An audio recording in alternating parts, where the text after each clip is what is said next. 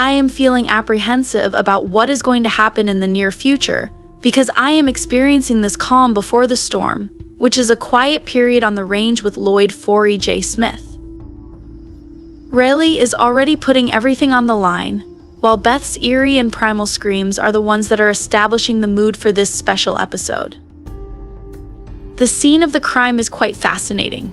However, despite the fact that there is more blood than one might anticipate, John's death is not being made into a spectacle.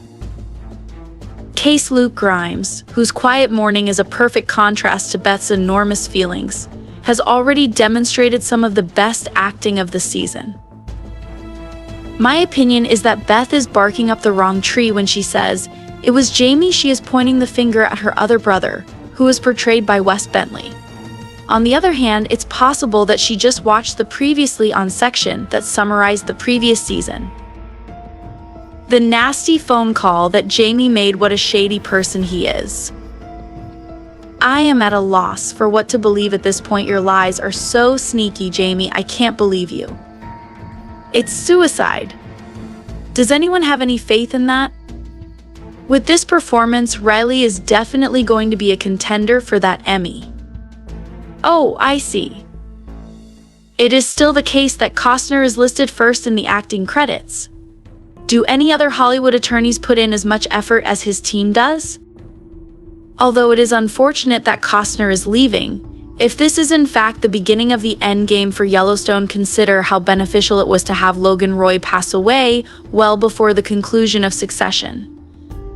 This allowed all of the chess pieces to be moved around over the closing episodes of the show. As a consequence of this, I can imagine that there will be some delicious drama. This jovial music and the temporal jump in 6 weeks later are both really disorienting. So here we go. One example of red state humor that makes my city slicker heart feel warm and fuzzy is when Rip Kohlhauser is kind to a young boy but then defiant to hippies.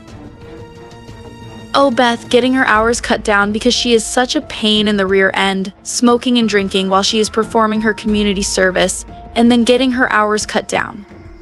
Traditional no-notes, Beth, you should never change. Possibly as a consequence of having lived in a cramped apartment in New York City. Case, Monica Kelsey as Bill, and Tate Brecken Merrill are moving into a new rustic house that appears to be really stunning in its current state. There is a fixer who Sarah Dawn Olivieri hires, and I am interested in learning more about him. What other types of commercial endeavors do they take part in? Is the security officer aware that she is operating in a potentially dangerous environment? Despite the fact that there is a sex tape, the fixer ought to be careful of Jamie because she is the most wishy-washy person on the planet. A cameo by the show's creator, Taylor Sheridan, riding a horse is the best. When is that spin-off going to be released, Taylor, seeing that you are currently at the 6,666? Jimmy, played by Jefferson White, is reunited with the Yellowstone gang he used to ride with. The fact that they are still giving him shite, although shite that is somewhat more informed, is absolutely adorable. Expansion. D. Oh my goodness, did we really require a joke about masturbation from Gator Gabriel Gilbill right now? The character of Loved Walker, played by Ryan Bingham, is found waxing poetic about the terrain that will forget you until you disappear. Not only is Sheridan excellent at incorporating soap opera twists into the program, but he also injects the show with some amazing language at its more subdued times.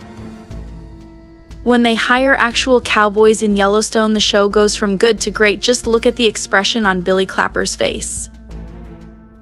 As soon as he passes away, we will no longer have any legends, and nobody will be attempting to become the next one. Additional excellent writing, and it seems as though this could be a pattern for the current season. No one is going to be doing this in 30 years from now, the speaker said. There is no one in a similar vein. Rip's expression of regret for the departure of cowboys appears to be a sign of looming dread for the upcoming episodes at the same time. It is incredible to see Sarah, who is shivering in lingerie while guzzling champagne, while Jamie is crying. In the series, her chaos is a wonderful element to the mix. I absolutely adore the fact that wealthy individuals will bring up inheritance tax before a dead body has even been buried. Wow, Beth seemed to have a very quick and accurate understanding of what had occurred to John. The next time she interacts with Jamie, it will most likely be more excruciating than a brick being thrown to the head. Rest in peace. Billy Clapper, you were a true gentleman. You ought to suffer from fear. I have complete knowledge that preview for next episodes is brought to a close with a bang by Case. Damn it.